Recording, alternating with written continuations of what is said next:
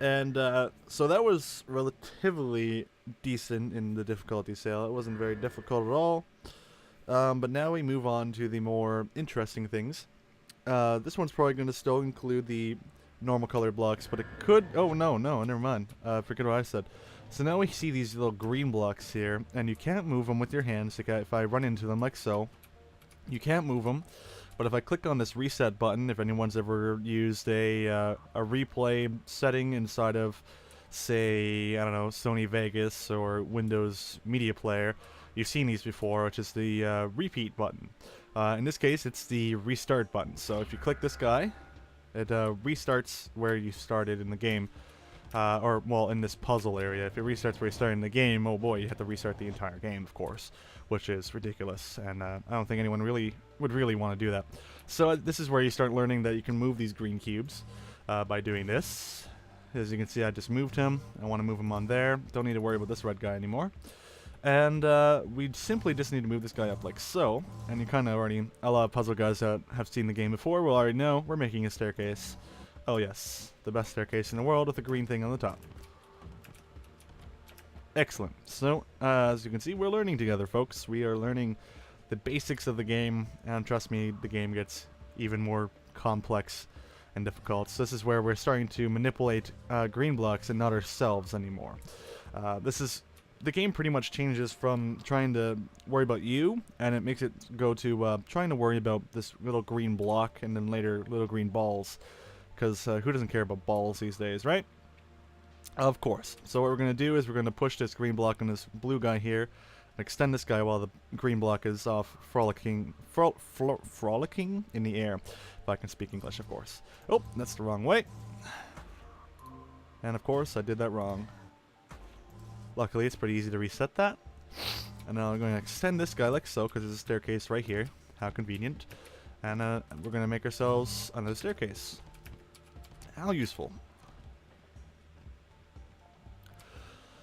And of course, this is almost the same kind of thing where we're trying to make ourselves another staircase. Of course, it's going to get a little bit more and more difficult as time goes on. Now, excuse me for already pretty much knowing how to do the first two chambers. I'm going to fluff up it sometime, I promise you guys. You guys are going to see like the worst mess-ups of all time. And once we get past chamber 3 or 4, that's when I've never played the game before, and we're going to... My brain's just gonna crap all over itself because I have no idea what the heck I'm doing. Ugh, okay, anyway. And like so. Pull this guy in, reset this guy, hop up here. Oh boy. Oh, this is not what I want to do. And as you can see, I just want to push this guy over like so. And do that. And do that. And there we go, folks. We got ourselves a continuum of more puzzles going on. That was not too bad, though. The good thing about puzzles, you kind of can remember them. Ah, okay, this is where the interesting thing starts to happen. Balls. Balls, and more balls. This is, you'll start having a hate for balls very early in the game. As you can see, that guy spawned outside of the little hole there. And my goodness. And as you can see, we need to make ourselves a path all the way down here for this ball to go right into the green little spot here. Don't worry, that's not like toxic waste. This isn't Portal with toxicness coming out and spewing. They kind of worry about your health. If you die, the test kind of sucks. So you have no health bar, I don't think, anyway, so you can never get hurt in this game. At least I don't believe you can get hurt.